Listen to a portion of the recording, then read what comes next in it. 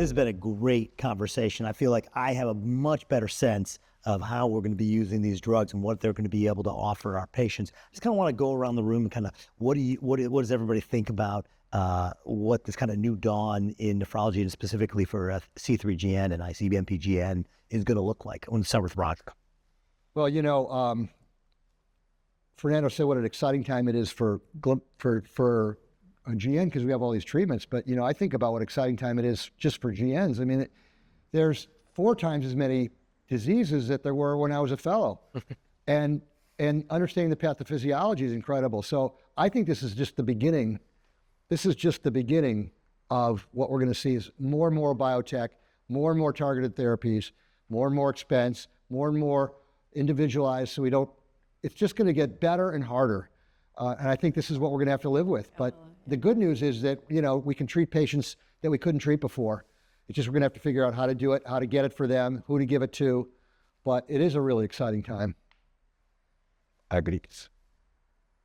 I mean, I'll be interested to see if we get repeat biopsies in some of these patients because clearly we've mostly just been getting it in lupus. Recently, we had a biopsy in a 9-year-old who actually was diagnosed at the age of 6 with C3G. And he had no scarring when he was 6. And then at the age of 9, he had about 10% glomerular scarring. So you could almost imagine that he was losing 3% of his nephrons right over the past year. Yeah. And so, and he doesn't have access to some of these drugs, right? Because they're not approved for a 9-year-old. Right. So they have to wait until the age. Exactly. Wow. So then by the age of 12, he'll lose another 10%. So then he'll only have 80% of his nephrons, right? And so, so it's fascinating to actually learn something about these diseases when you have these separate snapshots in time. And obviously that's my conflict of interest that, you know, we like to look at kidney biopsies, but when they provide that information, it can be pretty valuable. I think it's, as you know, people already said, a very exciting time in nephrology. I remember, you know, going to Kidney Week before and negative trial after negative trial. I remember going to torvastatin and hemodialysis being a negative. I mean, these. Oh my gosh! And now you get things that standing slam dunk. You should have worked for sure, right? Now we're getting standing ovations at you know, nephrology conferences because trial results are getting positive, getting drugs approved, getting therapies that, you know, make sense to deliver to people.